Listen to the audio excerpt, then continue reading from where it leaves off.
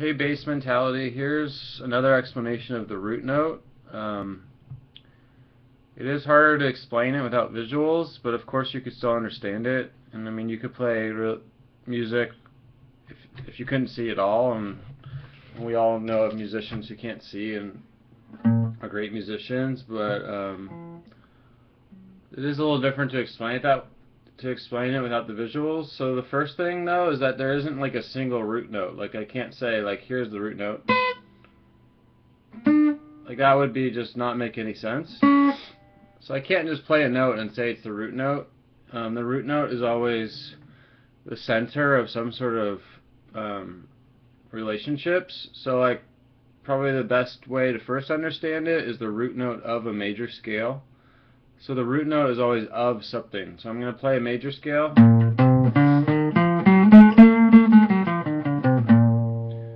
And that note that I started on and ended on is the root note. So you can use your ear and like listen, you can kind of feel this pull towards it.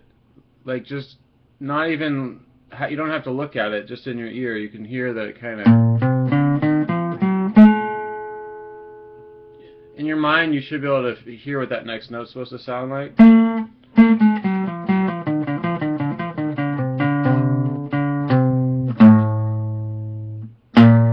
So right there I kind of played more around the root note. So there's this sense that the root note is present, like even when you're just listening, like you don't have to, you can kind of feel like a tug, sort of like when you're learning how to ride a bike, you kind of get this feeling of balance. So that would be the root note of an A major scale is this note, which is A. It's the name of the scale, but just by ear you kind of start to detect this sort of pull towards it. So I'll do it again. There's the root note, and keep going.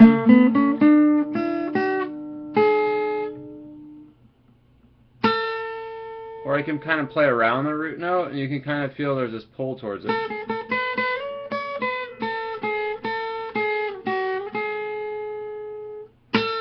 There it is.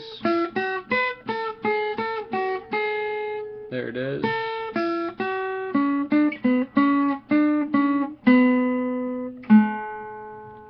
There's another root note.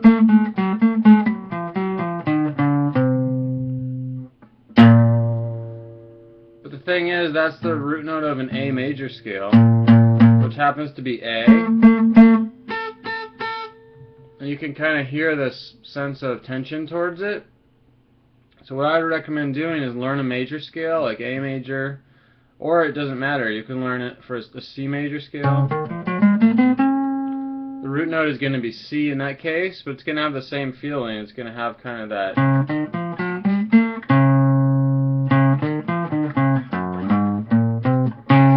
going to have this pull towards this root note.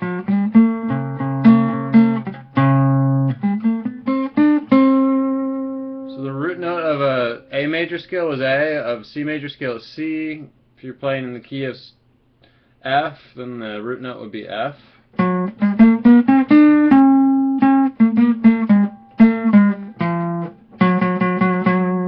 It's always going to have that sort of pull towards it.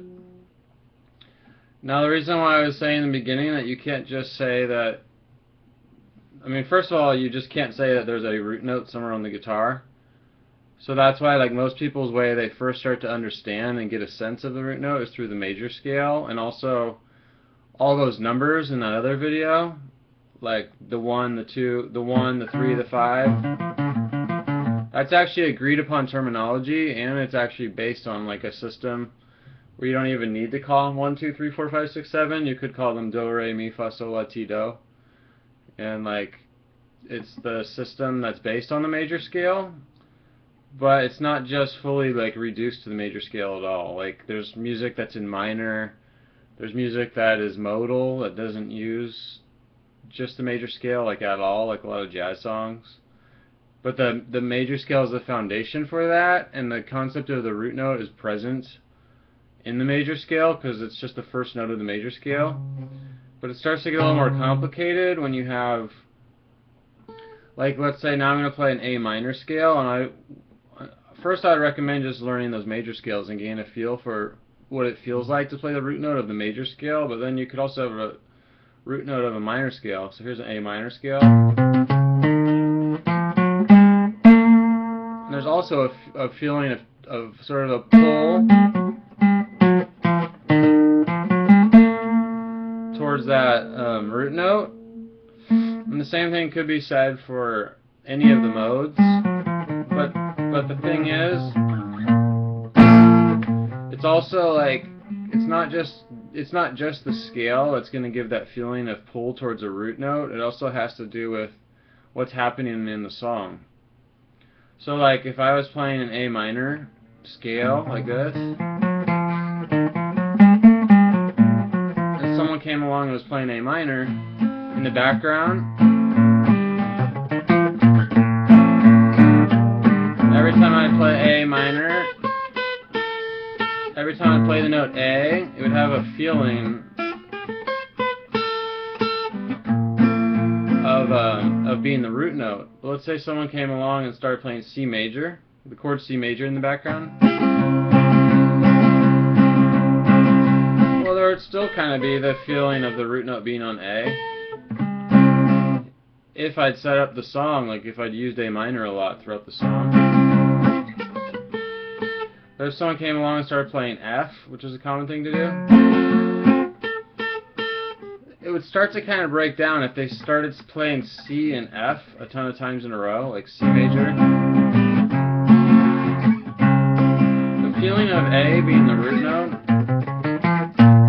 would start to kind of break down, like in your ear. Like this is not necessarily just a visual thing at all. It's just, you'd be like, I feel like the key is switching, like, because the A of the minor scale, if someone kept playing C major and F major, would start to not feel right. And a lot of like times I use all those drawings to help my mind and define stuff on the guitar, but a lot of music also is just sort of like kind of an intuition on what's happening from what you're hearing, and just an intuition. You don't even know why, you just know something's changed. And then you got to use your theory and all that to kind of help. So the point is that there's a root note of an A minor scale also.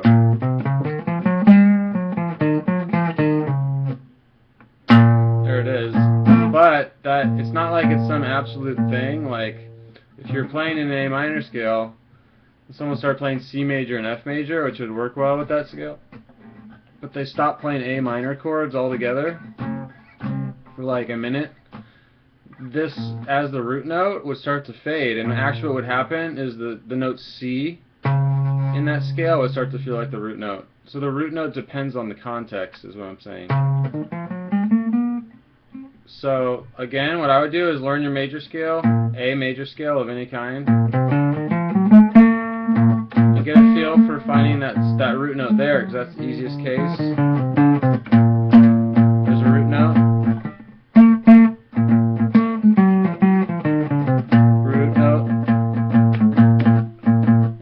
Kind of heard that in their head for years, like do, re, mi, fa, sol, la, ti, do, root note, da, da, da, da. I think in terms of those scale tones, but some people think that way. And then the final thing is, so like there's root notes of every scale and every mode, but it depends on context, why you would say one's the root note in a certain situation. So I gave the example like an A minor scale would definitely have a feeling of a root note over an A minor chord. Like over this chord progression, A minor, C, G, and then back to A minor. A minor, the note A would definitely have the feeling of the root note. But like I said, if someone started switching to more chords just straight up from C major,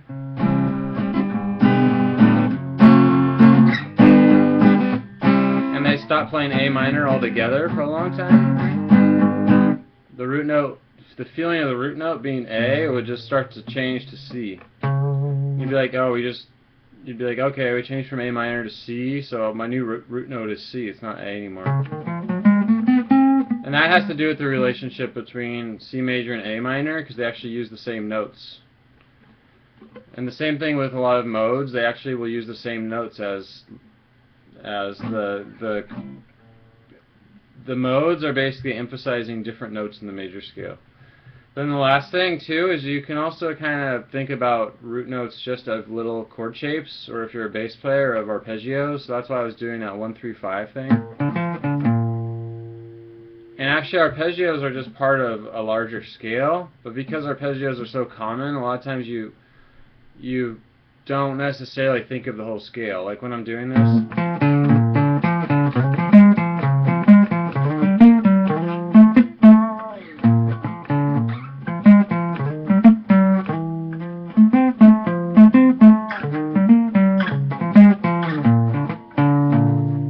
Explain what I'm doing right there, whether by ear I can hear it.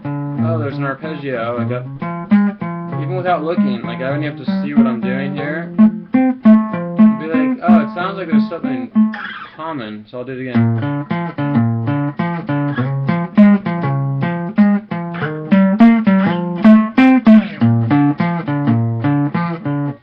So just by ear, without even seeing what the person's doing, you'd have a sense, oh yeah, they're moving an arpeggio around.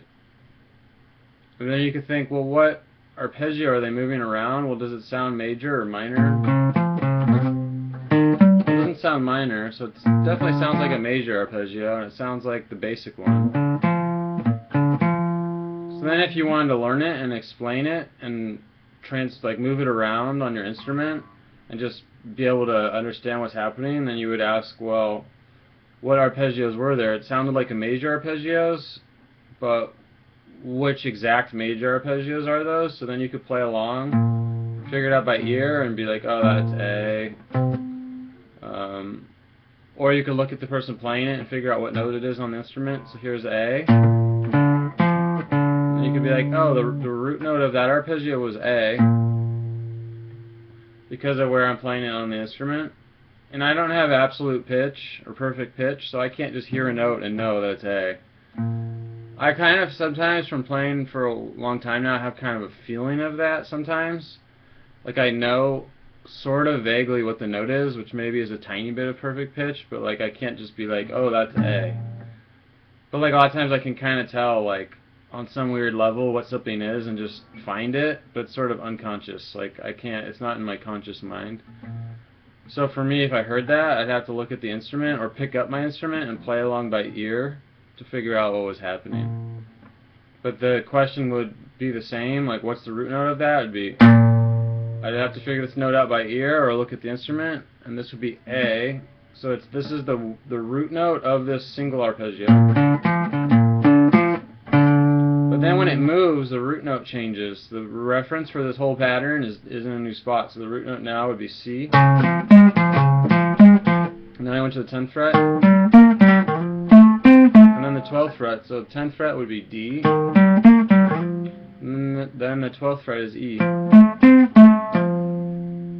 So the root note is moving because like the major arpeggio is a series of relationships. It's not like there's three notes that define that thing, and the first note of it is the root note. And then when I move, like there's a new center for this relationship, and this is actually, the root note is C. So why would you want to understand all this? Well, first of all, there are patterns here that are being moved around, so that's just what we call the first note of the pattern. Also, it ties into the whole series of major scale and all the rest of music theory. So it's kind of like music theory, you could think of it like a big system of rules that all like interconnects. That's why sometimes people don't like music theory, because it kind of demystifies what's happening, and sometimes it's almost better to kind of play music just not knowing what you're doing. But that's kind of an ignorant thing to say, but at the same time, sometimes like when I'm playing, I don't really want to think what I'm doing. I'll put on crazy effects or like tune my guitar really weird so I don't know what I'm doing, because it's fun to just play by ear and not be able to tie it down to music theory. But the other thing is, like, once you know, well, I played A, C, D, E major arpeggios, then you could find other arpeggios. You could do it up higher, you could do, oops, maybe I'll do it, I'm trying to think of another common pattern. You could do this one.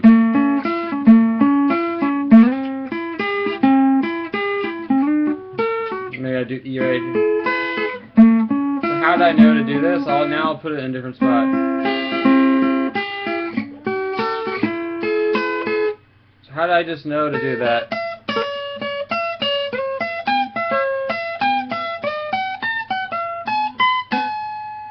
So how did I just play it 3 different ways without having to stop and really think? Well, the reason why is I know the fretboard well enough where the notes are, and I understood the concept of the root note in relation to these arpeggios. So the root note here was A. So then what I did is I found a different, I moved that A root note of that arpeggio, I moved it up. And then I used that as the new spot that I was going to build my other relationships from. So if you listen by ear, I mean, most people, if you're going to play music, you have to play by ear also, as well as visually. So you don't have to play visually at all.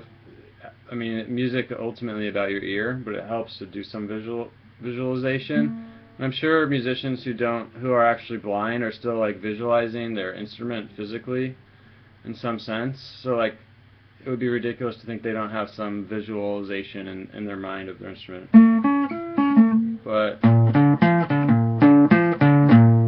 so there's my root note, and then I just moved it up. Here it's the same thing, it's just an octave higher.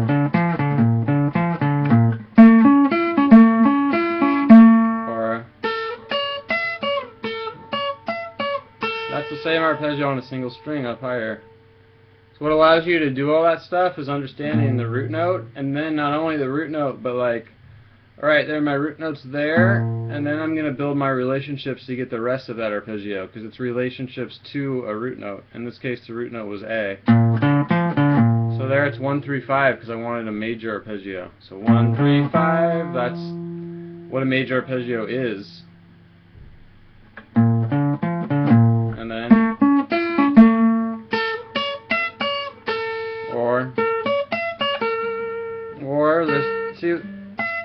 there's tons of ways to do everything on guitar or on bass, and you can do it by ear, but you definitely need to know, like, you need to understand these relations. So anyways, hope that was helpful. If not, just try to ask more questions, because the way you come to understand this stuff is by sort of hearing about it and hearing examples of it. That's why I was trying to give some concrete examples you could hear. And then thinking, well, that doesn't make sense to me. And then asking more questions, because it does make sense to tons and tons of musicians.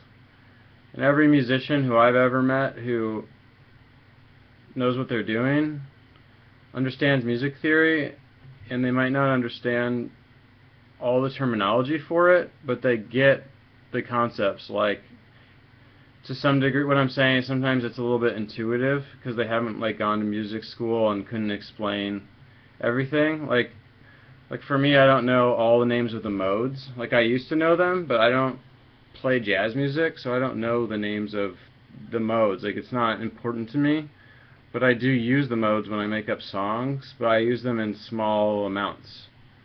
So to me, like, knowing the definitions of all the modes and all that, it's not helpful to me. But to say that like I